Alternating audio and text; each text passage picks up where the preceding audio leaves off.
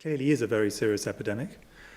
But equally, the fact that actually the great majority of people will not die from this. And I'll just repeat something I said right at the beginning, because I think it's worth reinforcing.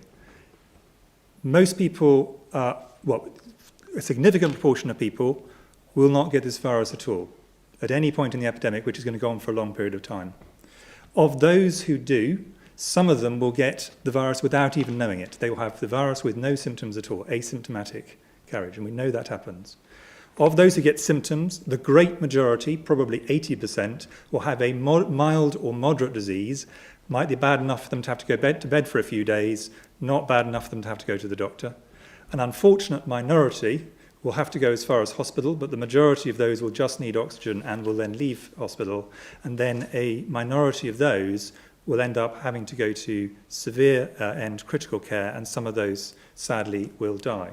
But that's a minority. It's 1% or possibly even less than 1% overall. And even in the highest risk group, this is significantly less than 20%, i.e. the great majority of people, even the very highest groups, if they catch this virus, will not die.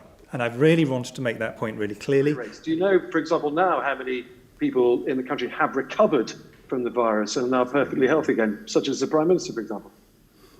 Well, we have data. Obviously, you don't know everybody for the reasons Chris has said, because a large number of people have been asymptomatic or haven't gone to the doctor. But we do have recovery rates. They are available, and I see absolutely no reason why they shouldn't be made available. Yes, we certainly have hospital recovery rates. Yes, so we have, in a sense, what we have, and this is where I wouldn't want people to overread them, but it's important, they're perfectly open data, actually. It's perfectly possible to get hold of them if people want, is we have data on the people who got as far as hospital, how many of those left hospital.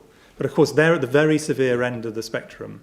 All the ones I was talking about before that point, they make a full recovery, they don't enter the statistics. Now, they increasingly will enter the statistics now that we have a better testing capacity that means that we're picking out more of the milder cases in the community. But I think if people look at those, to go back to your point, what I wouldn't want is for people then to say, oh, well, that's and the mortality rate is higher than I expected. That's because the recovery rates we have are for people who are severe enough to get to hospital. And that's, even so, that is a majority.